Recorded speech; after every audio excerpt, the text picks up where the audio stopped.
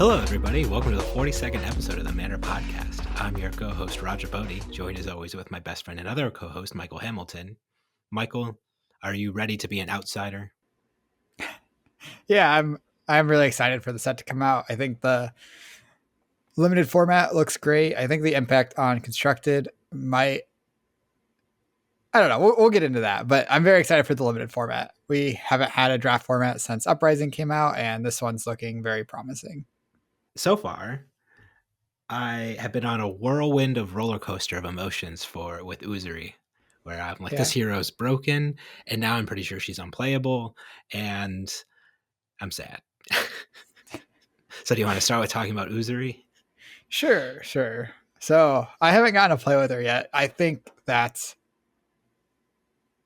her power doesn't seem that strong for most of the game. The main time it's good is if you have like one card in hand, or I guess like you have no arsenal and you have two cards and you play a stealth card. And if they overblock it, then you just arsenal whatever you were going to attack reaction in. If they block it with one card, then you attack reaction in your big disruptive thing that they wish they would have blocked two cards.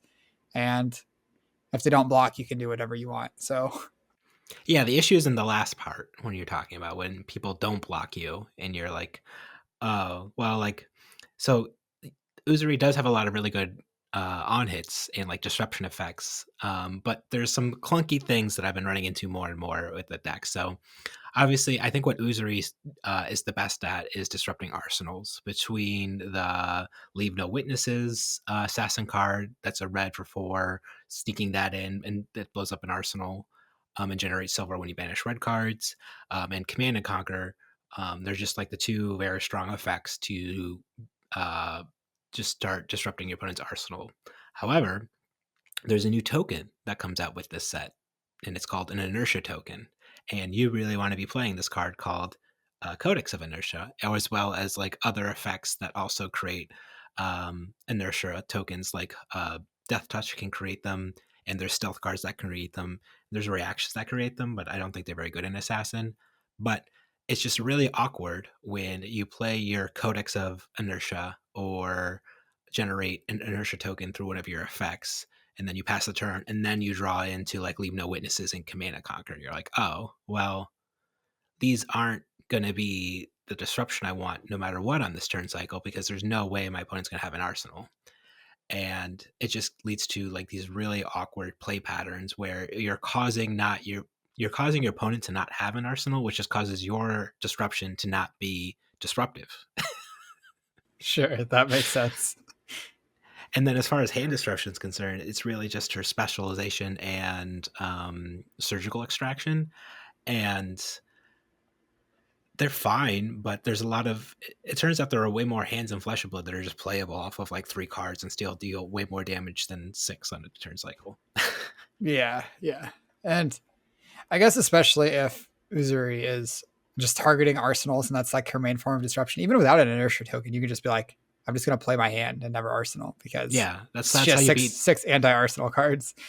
Yeah, you just beat Uzuri by just saying no blocks, and just hopefully your deck can do more damage per turn cycle than hers, because none of her effects have go again, none, and like, so you can play Razor Reflex to help give go again, or use Black Tech Whispers, but still that means like you're like maybe like 4 card 10ing a lot of the time, and like because you are still attacking with your stupid daggers, whether it be Spider Bite or Bitoclad. There's all the whole range of daggers, and yeah, it's pretty disappointing that we still are dealing with dagger land here.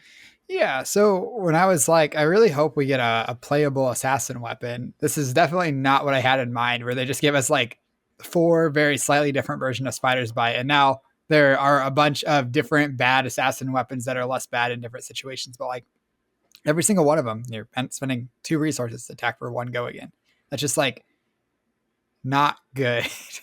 But I have a deal for you, Michael. You could blow them up as an attack reaction with a specific piece of equipment and still deal 1 point of damage and have them deal their effect. Does that sound like a good deal to you? So like you can't do it like retroactively, right? Like, so when they block with if they block with an attack action, you can't then attack reaction, throw your spider's bite at them, and shrink that attack reaction or that attack No, it action. very specifically says the next of whatever they're shrinking is going to happen. That's why Nerve Scalpel's the best one to always have one of on your hand. So you want to be going into a match with like either Spider's Bite or the one that shrinks not attack actions, and then usually Nerve Scalpel. Because if your opponent plays like a Sink Below, we're used to not attacking attacks. Thanks to Spectra, but wait till you hear about not defending defense cards, because technically the defense reaction is not a defending card until it resolves. So you can respond to the casting of Sink Below, throw your Nerve Scalpel at your opponent, and as the Sink Below resolves, it will resolve with -1. So like that's like the best upside of what you're doing with like this equipment sweep from what I found so far. That does actually sound reasonable. Throwing Nerf Scalpel in response to Sink Belows or Fate for Scenes. Like it's face up, so your opponent knows about it. But what are they going to do the whole game? Just treat their defense reactions as block threes instead of block fours. That's a pretty big cost. Unfortunately, like you were saying, not having a lot of natural go again outside of your weapons and your weapons being really inefficient does seem like it could lead to a lot of awkward spots during a game. And the awkward thing about like Arachne is that they're also not amazing at using 4-card hands, where you're going to be wanting to use 1 or 2 cards on defense, and then if that leaves 1 or 2 cards on offense, if you're just coming in with like a 0 for 4 or like using a tuna counter to come in for like 5 or something like that, it's not really a great place to be. Mm-hmm.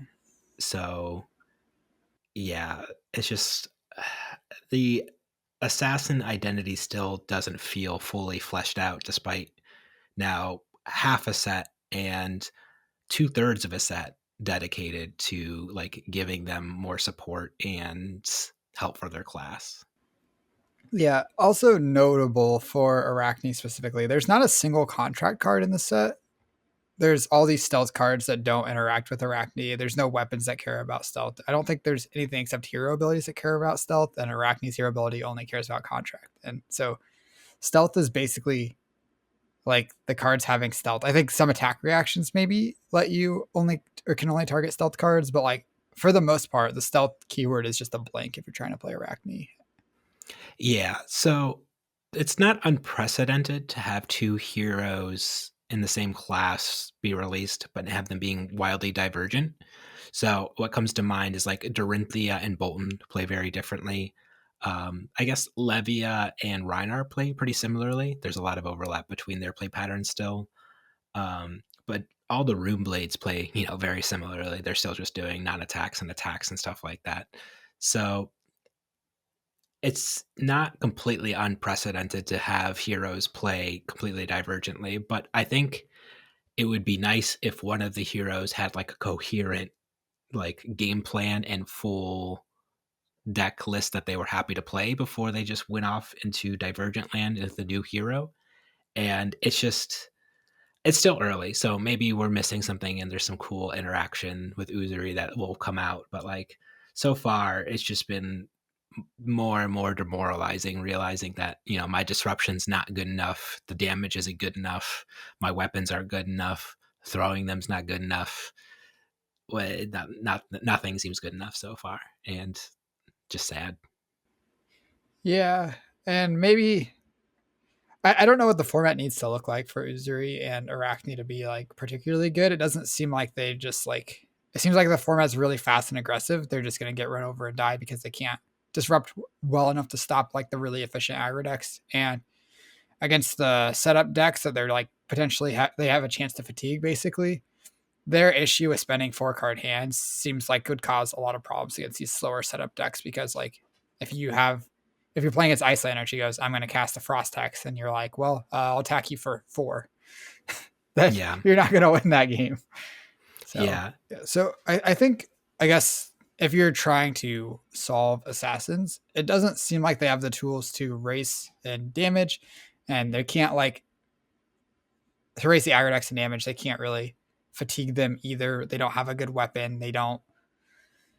I don't think they're really disruptive or defensive enough to really fatigue the best of the aggro decks. Maybe I'm wrong. Maybe someone will prove me wrong. But I think like even Oldheim can struggle to fatigue like a lot of the good aggro decks. And he's better at it than Arachne. So like you're kind of like stuck in this mid range spot where you don't have a lot of disruption. You do have some powerful on hits, but I don't know if your on hits are better than like the Rangers or something like that. So They're not.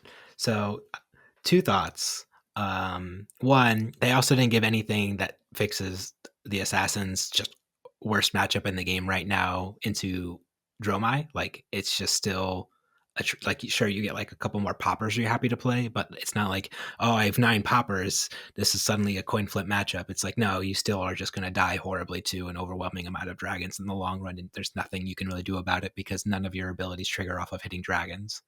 So that's really frustrating.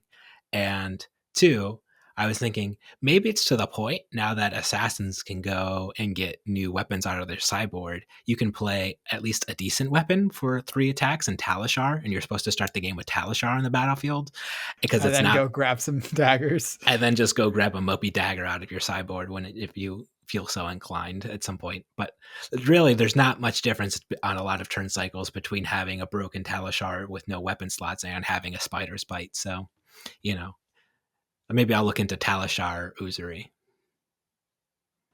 That's not the craziest thing I've heard. I think that's saying a lot right there. Like just like how bad the assassin weapons are, I could definitely see Talishar being a good answer, especially against the more aggressive decks where you're like you kind of need to race them. You can't be sitting around like attacking your Briar opponent with Spider's Bite. She's just gonna kill you. Yeah, it's just like Spider's Bite. Brian's like, okay, I wasn't going to block you anyways, buddy. Okay, my next attack gets minus You're threatening something. my Good arsenal. job. Here's my Crown of Providence. I'll get a new card. Then I won't arsenal next turn. You did Learn it. my lesson. Woohoo. And even when you do, it's just like, oh no, I lose my 0 for 4 attack action as Briar. Okay, here's my Channel Mount or Heroic 0 for 7 Rosetta Thorn, 15 damage turn. And you're like, oh, well, good thing this is only a 15 damage turn instead of a 22 damage turn. We're really bringing you down to our level, buddy. Here's a 2-card 6.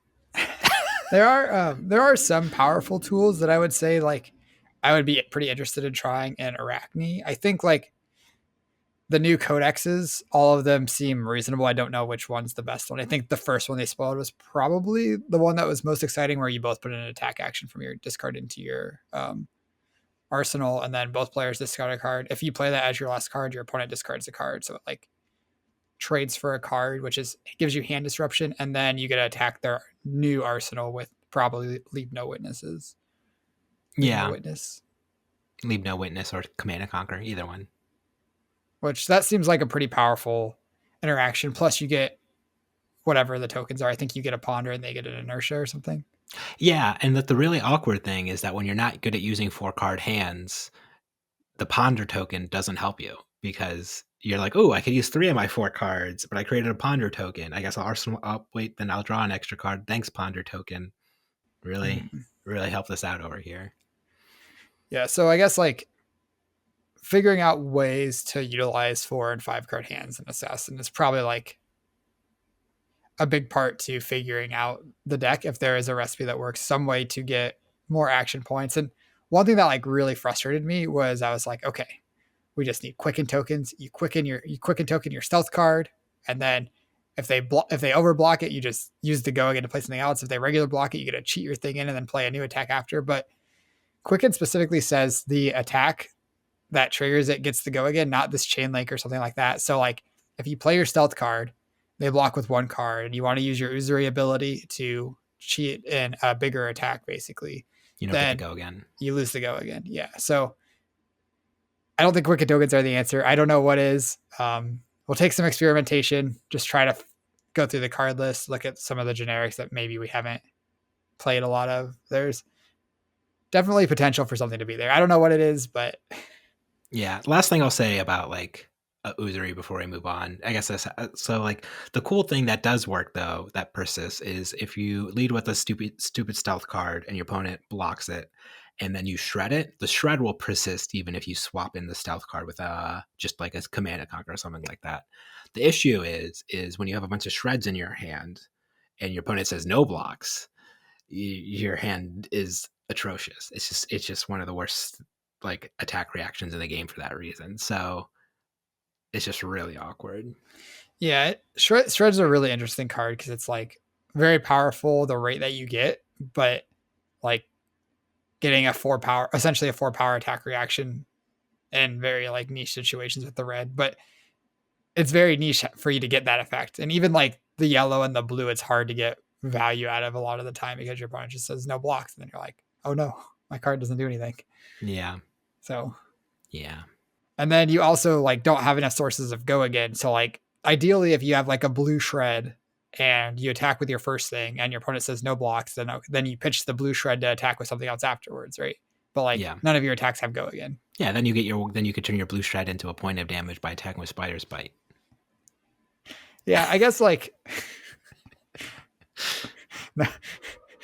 you attack with your Talishar. We've been over. We've just established. You only get three. You only get three of those. I mean, how many? If they're saying no blocks, how many times do you need to attack with Talishar? Probably more than three, but I guess Okay. we'll see. Ready to move on? Yeah, Riptide. Let's talk about him next. All right. Riptide has some very powerful tools against a very small percentage of the metagame, I'm pretty sure. So if you look at like his blue specialization traps, especially the one that like, oh god, I don't know the names of these new cards. The one that There's makes them discard their hand and draw one less Collapsing card. Bridge. Yeah. So that card blocks for 3, deals the damage, and strips a card from your opponent on your blue card. That's just like a very, very, very powerful effect. Yeah, they started with that one for a reason. They set the bar high and had everybody's expectations, right at the top. They did. I saw that card. I'm like, Riptide's gonna be broken. That's why it starts at less health, because he's gonna be broken. Look at this card. And then the rest of the cards are not nearly as good, I think. His other 2 specialization traps. I'm like scrolling through my cards. My Buzzsaw Trap and Pitfall Trap, I believe. Okay. I know one of them is Buzzsaw Trap for sure, 100%. Yeah, Buzzsaw Trap and Spike Pit Trap. Yeah. Okay. Because that card just makes me think of Trap Hole from Yu-Gi-Oh! From all the way back in the day, but that's neither here nor there. If that's what they were referencing, it's a good homage, but the other 2 traps, Buzzsaw Trap and Spike Pit Trap. I think Buzzsaw Trap seems like it should have spots where it's pretty good, where like they attack you with an E-Strike choosing +2, and then you block with it, and essentially blocks 5 plus the 1 damage you're throwing back at them. And again, like that's a pretty reasonable effect on your blue block 3 card that has like reasonable upside. And it's also very good against like channel mount heroic turns, and it like blows out combat tricks. It's solid. It's a blue, and with Riptide's passive, it's going to deal 1 damage back to them. I think it's also like a card that you're going to play in every Riptide deck, and if Riptide is viable, it'll be, I don't know, it'll be a piece of it, I guess. The last one, Spike Pit Trap, is probably the worst of the 3 because it only works if your opponent's played a reaction or activated a reaction, which almost always, if they've activated a reaction, then their attack's going to have more than its base power. So Buzzsaw Trap would be turned on. I guess outside of Uzuri's effect specifically. Yeah. I guess like what would be interesting, get rid of this. Get rid of the whole activated or played a reaction. Played an instant this turn. Make it a check to things like Art of War. And like it really is like weird now. The more that they open up the design space with instants, with like the difference between them and like these reaction type cards, because like what's the meaningful difference then between somebody going like, okay, lightning press, haha, on my attack, and you look at your Spike Trap and you're like, oh, well, this doesn't trigger because you didn't play a react, you just played an instant, and it's like that feels weird to me from like a design perspective. Or like you have like any other like one of these ones that care about reactions, your opponent's like, oh, okay, well, now that you've blocked for 4, I will Art of War to push it over by 1, and then you just play your 0 for 3 defense reaction. Sure, you cover it up, but you don't get the bonus for it, so you don't get the trigger, and it's just like it just feels weird from like a design perspective. Yeah, that makes a lot of sense. And I think like Lightning Press specifically probably should be a reaction if they're going to have effects that care about if you've played a reaction or not. Cards like Art of War and Rain Razors can't really be reactions, even though they're like reaction-esque, basically. Yeah, and the more that they print like effects like peace of mind and oasis respite, the less like things like overpower and dominate matter too. So Mhm. like if they want to like start lowering the power level of instants a little bit, sure there's a cost to them in that they can't block no matter what, but it's not like you're losing that much because most attack reactions usually only block for 2 at most, and you have to like cast these, but there's lots of defense reactions you have to cast anyways. So it's just like I'm the design space is really starting to blur in really awkward ways between instance and reactions, I feel like. That makes a lot of sense. I don't disagree at all. Um, yeah, it could just be if they've played a card other than an action card, basically, then it could trigger the effect. So that way it got instance too. I don't know what the templating is for that, but like the templating for they played a reaction is also not super clean. When this defends and the attacking hero has played and or activated a reaction this chain So link. you get Uzuri. You don't want Uzuri to skate on by with their activated ability, man. Mhm. Which like you could say that's like specifically because you want them to line up well and limited, but like this is a majestic that's not going to come up that often. But I guess it's nice that it does when you have this majestic.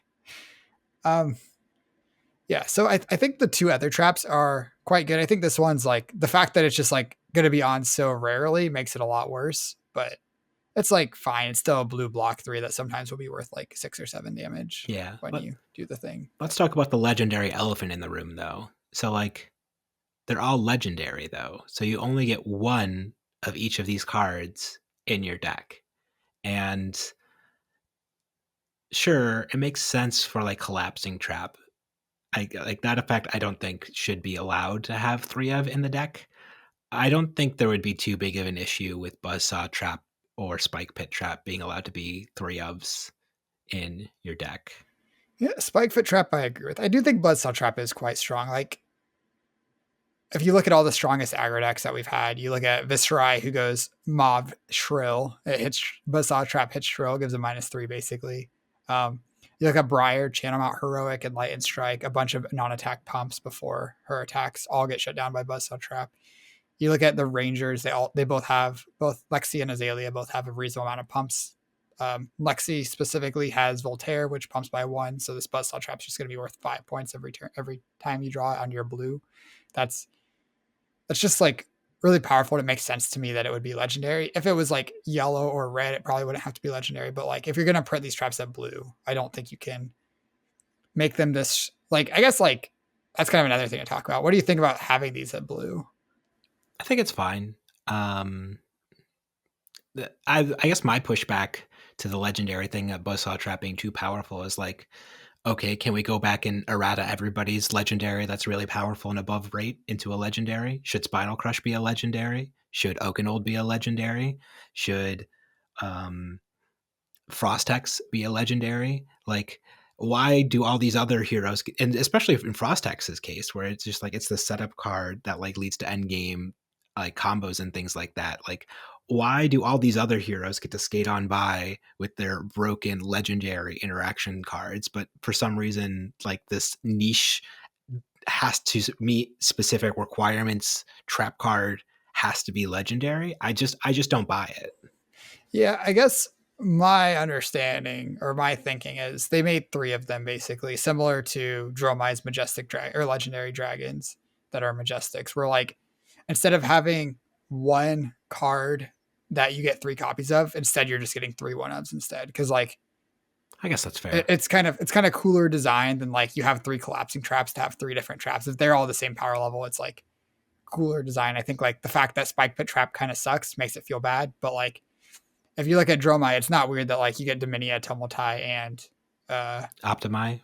Optimi as 3 one-ofs instead of just having 3 of some big dragon. But those aren't Dromai specialization dragons. Those are just legendary dragons.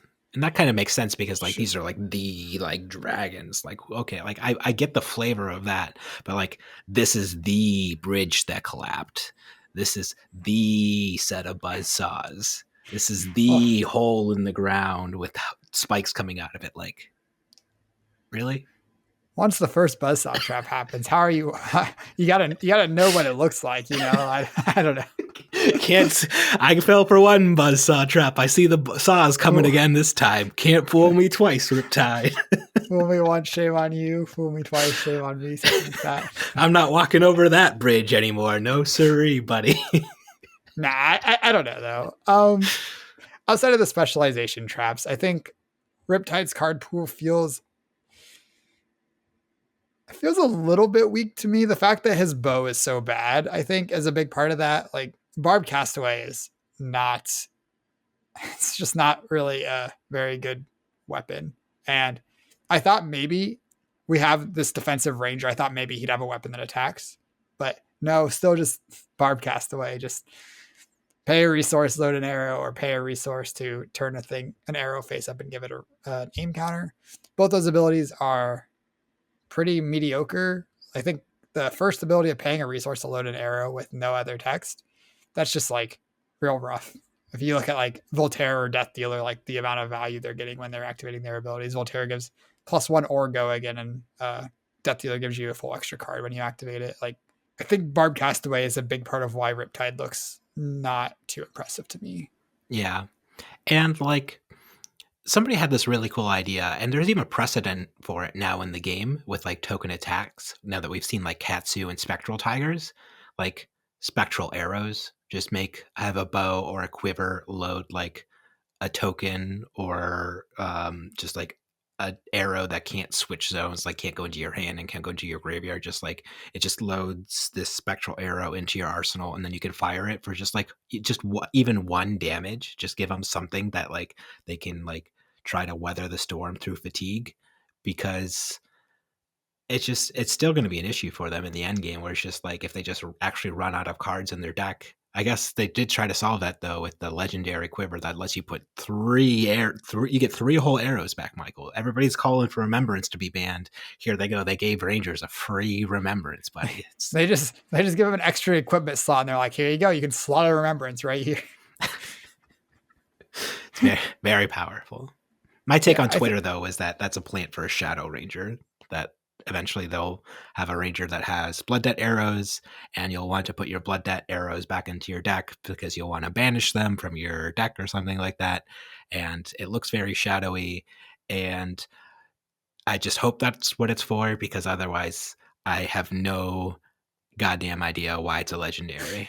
But yeah, makes sense. I honestly, all of the quivers look pretty underwhelming to me. I think Azalea's actually looks very good, but I think the other three all kind of suck, especially Riptides. They're like, you can destroy this quiver to clear your arsenal. yeah, and they clearly knew that Riptide was going to have like gunked up and hard times managing his arsenal with this hero ability and his kit, because they even made a legendary equipment chess piece that says like, so you are having such an issue with having cards glunked up in your arsenal, we're going to let you once per turn instant turn one of these cards into a resource by putting it at the bottom of your deck. Yeah, and I think like Riptide will have, if the metagame is right for him, I think he's going to be a fine choice. But the metagame being right means all the heroes need to be wanting to attack with physical attacks and and they need to not have the potential to fatigue you, which is like asking for a lot of things to go right. So I think in a metagame where everyone's playing aggro decks, no one's playing Oldheim, no one's playing Icelander, no one's playing any illusionists, definitely no illusionists, no wizards, no illusionists, and no guardians, Riptide's probably fine. I think he's in a fine spot. I think he'll have a decent matchup against the ninjas. I think he'll have a decent matchup against the other rangers. The Rune Blades, I think I'll be fine against. But like, once you are building your deck to fight these other aggressive decks, and then you also have to figure out how you're going to beat Oldheim and Icelander, like, that's just a very big ask in my opinion. But I don't Yeah. know. We'll see. And my other critique of him and the whole trap design is also going to help me segue into Azalea, which is like a really good hero, but Azalea is going like really tall right now. Like Azalea is attacking me for like 17 dominated arrows that on hit I lose the game. It's just like, okay, this hero is clearly doing something very powerful now, and it's like hard to disrupt. Death Dealer is allowing them to kind of just keep flowing through cards, and it's really hard to like keep them off of like these setup things. They have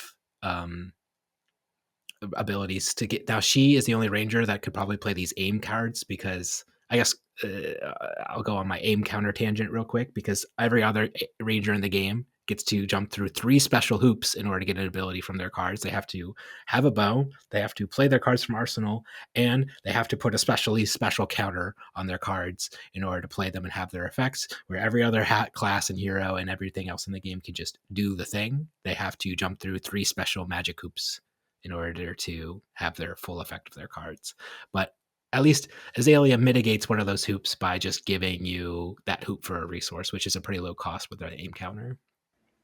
Yeah, I think so. We kind of talked about the heroes that we don't think are going to be the best or have a lot of like big issues from the set.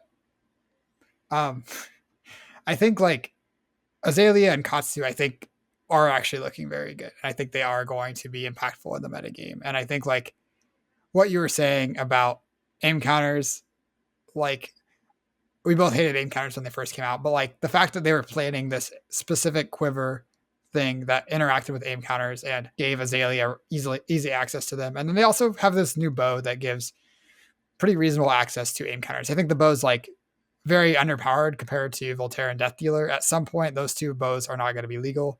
When now I think it's like very reasonable for these two Rangers to get Living Legend points. They're their signature weapons. At some point, maybe Azalea and Lexi are not part of the format, and then this Barb Castaway looks like a real thing. But yeah, Azalea doing messed up things because the other hero I was really interested in working on is Katsu.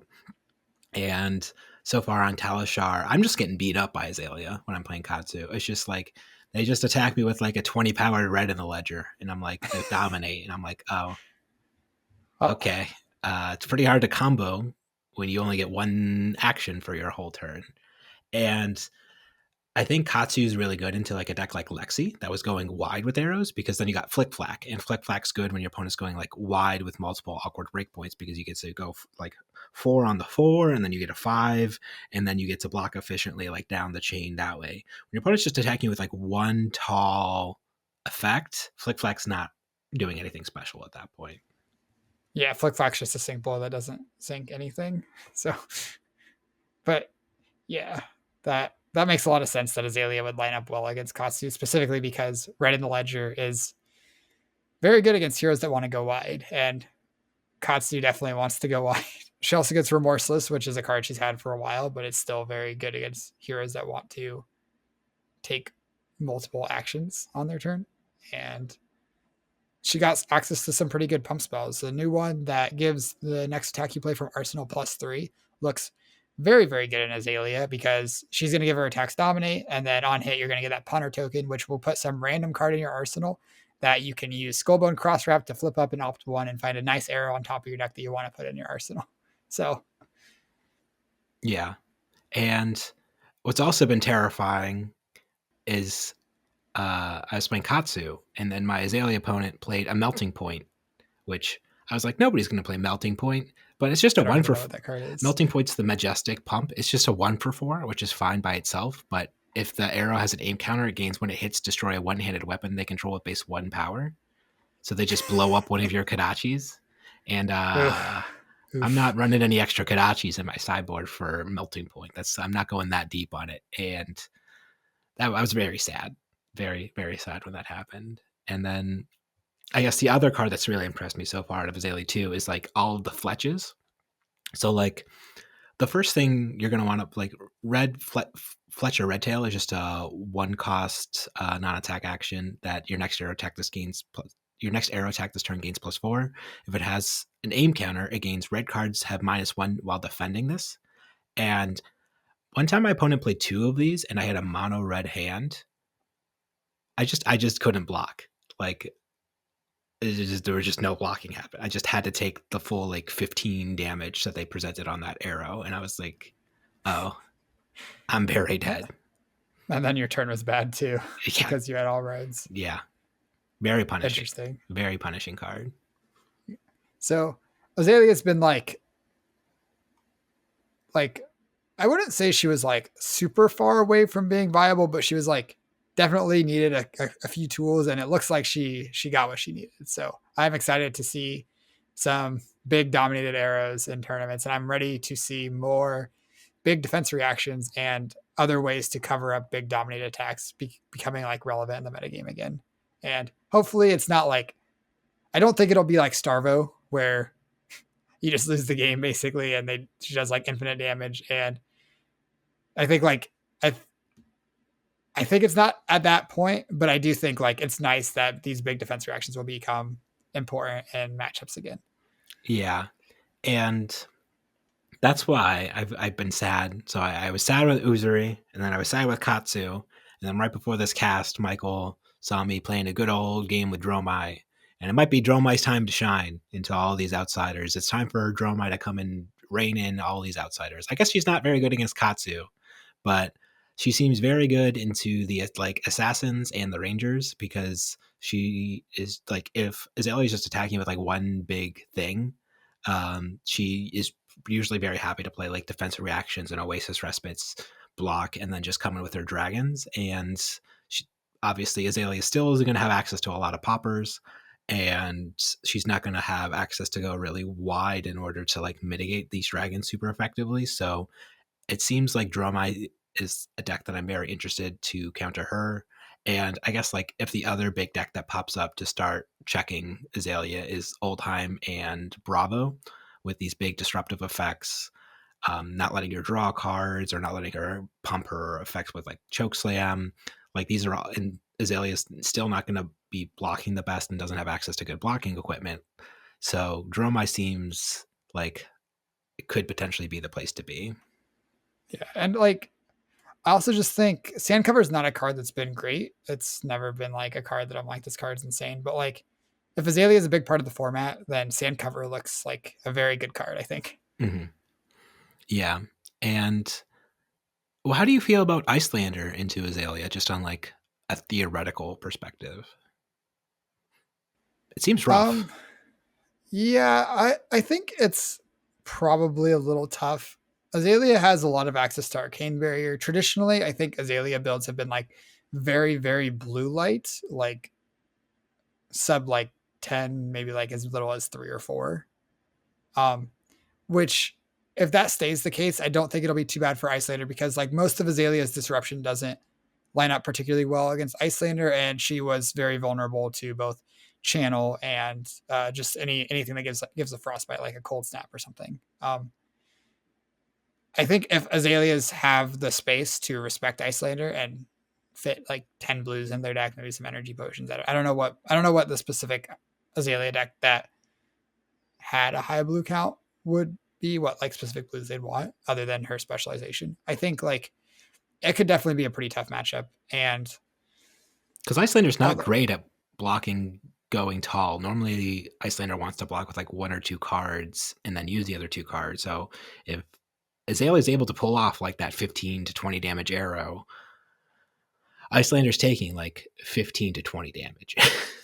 -3. She'll block for 3. Sure. Yeah, I think it'll be interesting. I think like again, it depends a lot on what the decks actually look like, and I haven't gotten to play the matchup yet, so we'll start testing in the morning. No? Maybe? I plan on being on tomorrow morning. Wow, we did it. Like normal. So yeah, I think again, I think Azalea is going to be a big part of the format, and I think like that's definitely a big win for the set and pretty exciting. Yeah, for sure. It's always nice when heroes get their time in the limelight, and it definitely feels like it's Azalea clock. Mm-hmm. So, Katsu, you talked a little bit about Katsu. You said you were getting beat up by Azalea. So, Katsu definitely got a lot of like new tools that are going to make him reasonably better. The new surging lines, the Bonds of Ancestry, I think especially Bonds of Ancestry is very, very, very powerful. That card is just like, it can be like a 0 for 8 pretty easily if you're like playing the other 2 cards, which is very like 0 for 8's like insanely above rate. Yeah, for sure. And you need Surging Strike to give Whelming Gust Wave go again, but the new Gust Wave, you can just pitch the new Gust Wave into Bonds into like a red Fluster Fist or something. And that is a 3-card 11 if they're all red. And then you can also just start by swinging 2 Kodachis before you do that. So that's a 3-card 13. That's like not that hard to set up. And that's without even having the combo starter. And if you have the combo starter, it just gets reasonably better. It basically turns into a 4 card 18 if you have the red Surging Strike, I think. Mm-hmm. And Maybe 4 card 4 card 17 19. if you play the yellow, which I think is kind of reasonable too. Yeah. So I think the new finisher, Dishonor, that card's gonna be good in some spots, but honestly, it's like Bonds of Ancestry is the real like big hit that Katsu got. And having a new blue 2 power, blue 0 cost 2 power thing that actually has relevant text when you do the combo line will be nice, but I don't think it's like Bonds of Ancestry, I guess, is just like the real power card that's gonna push Katsu more Yeah. than the Dishonor. I will say something I was running into with Katsu now is a lot of these cards don't cost 0 anymore. And it's really awkward when you draw your hands that have a bunch of like 1 and 2s, but your 2s get reduced or your 1s get reduced because you still can't pitch them or discard them to Katsu's ability to ever find a missing chain piece at that point. And it's just not something I necessarily like. I still have a good amount of 0s in my deck, but it's just interesting how like even upticking that just a few percentage points makes his hero ability just so much less reliable. And if Katsu doesn't have a hero ability because he can't utilize all of these effects plus uses like utilize all these new powerful cards like Bonds of Ancestry because they have costs, it's just like, are we just playing Fi at that point? Because Fi maybe doesn't have like the best hero ability, but still gets access to like the Draconic chain pool or the Draconic card pool and just like a talent specialization and better blocking equipment. So like it's going to be really awkward if they print this whole set and it just turns out Fi was the real winner the whole time. Yeah, I don't know. I don't think it's very easy to fit these combo lines in Fi or any of the new cards in Fi. Really, I think like Bonds of Ancestry requiring a combo card in your discard pile to do something makes it like a little bit tough.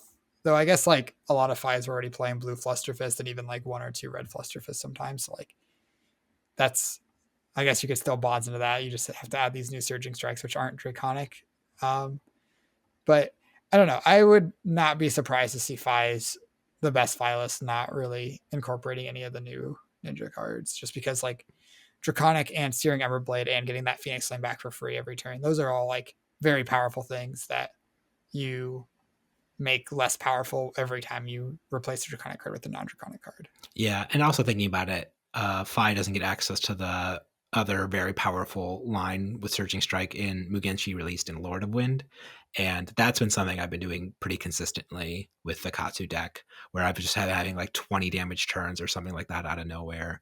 And just off the back of like shuffling in all these Whelming Gust Waves and Surging Strikes with my Lord of Wind, it's just like, because you get to like get all 3 Lord of Winds and then shuffle a whole bunch of them back, pitch a bunch of Lord of Winds. Like that interaction is still very, very powerful. And obviously Fi doesn't get access to that, but I don't know. Maybe it's better to trade off that 1 high damage output turn to have more consistent like medium turn outputs, because like she's still going to be able to get to the chain links, and Lava Burst is a very good card last I checked. So I don't know. Lava Burst is a very good card. I mean, it's just like 1 above rate, but it's still just like working with Shuko especially makes it good, and just like Yeah, 1 above rate is reasonably above rate. Like that's a whole extra point. It's a third of a card, so it's powerful. for sure, for sure.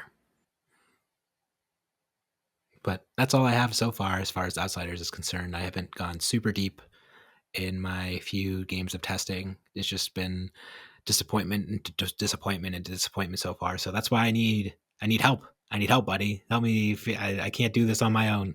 I'm not a lone wolf over here. Yeah, I'll be there. I'm planning to be back. I was planning to be back Monday, like I said. Tuesday's my day off normally because I stay up late with Casey Monday night playing D&D. Oh yeah, you should stop doing that. Why? Because then you could come to armories with me too. Yeah. Stop spending time with your wife and start spending more time with Roger. So there are like a lot of interesting singleton cards that I think would be like worthy of maybe a whole nother episode to talk about. Like there's a lot of very like there's a lot of actually like powerful generics in the set, and I didn't really expect that after like Uprising had no good generics, and I guess I had Crown of Providence, but not a lot Yeah. of good generics. And I'm then sure once we do our limited episode, we'll have a lot of opportunity to talk about these generics too, because I think for what it's worth, I think the set does look like a phenomenal limited experience, and I'm excited to start getting some sealeds and drafts in because, like, between the crossover cards, the cross talent cards, or sorry, the cross hero cards, the lack of talents, and just the deep actual card pool of generics, I don't think we were like expecting. It just seems like a limited dream. I am very excited to get into limited prep, and hopefully that's not too far away. I think we have, I guess, to get into actual packs, it'll be a couple weeks, but hopefully we can do some online simulating drafts and stuff before then. Yeah, we'll figure it out.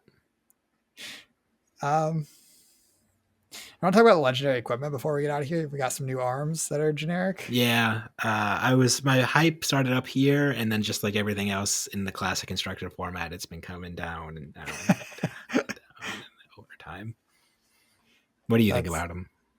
I am very glad we got generic legendary arms. I think like if you look at how powerful the generic chest is, if you look at how powerful the generic hats are, like this card kind of sucks compared to those.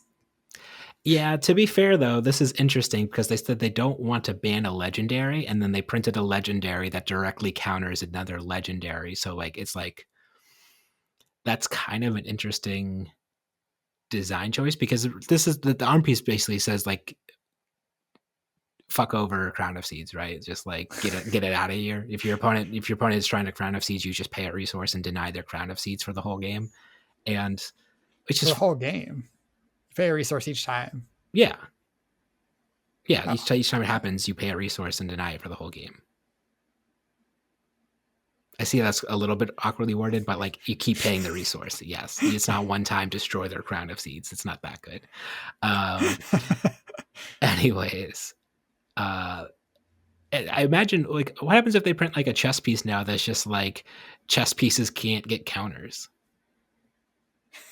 Like, could you? I don't think they do that. I think that's like too weird. Every Just time like your opponent tries to get a resource off their chess piece, pay one, and they don't get. They get one. They get that many resources -1. That's basically what they're doing with this legendary, right? They're basically saying like they'll get that legendary over there, counter that legendary, and if they're worried about like the power level of legendaries and they don't want to ban them, is this just a design space they're going to keep going down then? I think this is reasonably different. If you look at like all the damage prevention that exists in Flesh and Blood, there's a lot of it outside of Credit Seeds. Like Spectral Shields are coming back in a few months. I guess they still currently exist in Classic Constructed, but they're like basically coming back in a few months when we get a Light Illusionist. We have Oasis Respite. We have the new 2-mana one that gives you the Ponder token, Peace of Mind. There's other damage prevention effects that I can't think of right now, but like it's not like it's Melody. How could you forget it? I don't know how I could forget Enchanting Melody. So it is like very good against Crown of Seeds, but I think there is other like it does hit some other things, and like it wouldn't surprise me if there's matchups other than Oldheim that you would want this gloves in, especially the heroes that like don't have very good options for gloves. That's fair. That's fair. Okay, I'll dial back my dislike of this card then a little bit. What other do we have more legendary equipment we're going to talk about now? We already kind of talked about the Ranger one that was also awkwardly designed just to fix Riptide seemingly. But do you have anything to say about that card? Trading a card Yeah, for a resource? I think in general you don't want to be trading a card for a resource, but I could see a world where Riptide or even potentially Lexi is running it over Tunic. Tunic's not that good, and the Rangers usually they're not looking to play super long games, and yeah, so Just have Arcane Barrier 1. yeah, it does have AB1, so Rangers I guess I could see protected against magic for some reason, I guess.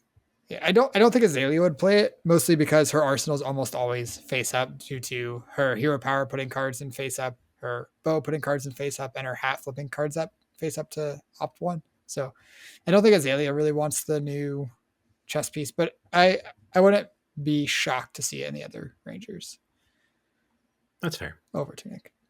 And then I guess we're going to be shocked about something. I'm going to be shocked that nothing in this set makes silver and Redback Shroud exists. Like, I remember looking at that card. I was like, oh, cool. I can't wait to see like if we're going to get some new contract cards or ways to get silver. And people are like, we can't. There's no silver tokens in this set. Confirmed. And I was like, what? So you open this in limited and you just get like arguably a worse chess piece than the common slot sometimes. Like it's like fine. It has battle worn one. That's fair. It still has battle worn, so it's still better than the common ones. But like, just the fact that like nothing generates silver is just so awkward to me in this set. Like, but having a card care about silver, even at legendary, it just feels weird. Yeah, I agree. It does feel a little bit weird. I am a little bit disappointed we didn't get any contract cards or any way to generate silver in the set. I think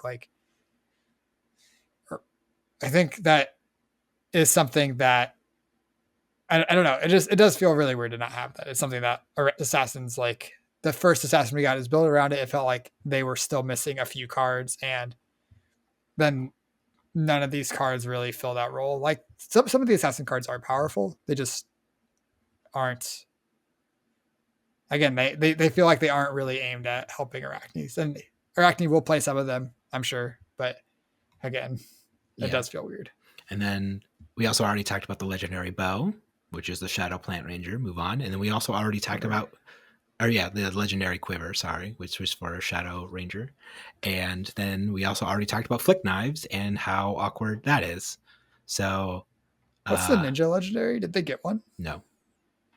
They just got the flick knives. Yeah, because they just got Shuko, I guess was their reasoning. They didn't want to give them another standalone legendary. Sure. So Assassin got one, Ranger got two, and then there's one Assassin Ninja one, and then the generic. Okay. Yeah. And there's just 5 legendaries. I believe so.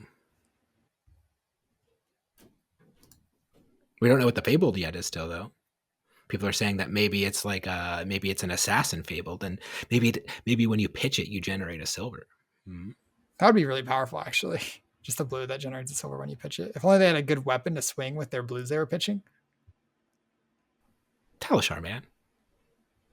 You're right. You're right. We're figuring it out. You turn your Talishar slowly into silver. You know, you melt it down. It's good flavor.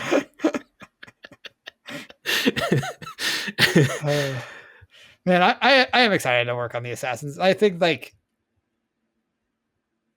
if you can solve the 4 and 5 card hand problem, which I'm not sure you can, but if you can solve it, I think they seem like potentially pretty strong. And I think Katsu and Azalea look great. Got some tuning to do with them, and we'll see if Riptide can do anything. But I think the metagame has to be in a specific spot for Riptide to look like a good choice. But that's not going to stop me from playing games. I love defensive heroes. With that being said, the next time you're feeling like an outsider, always remember to mind your manners. Thanks for watching.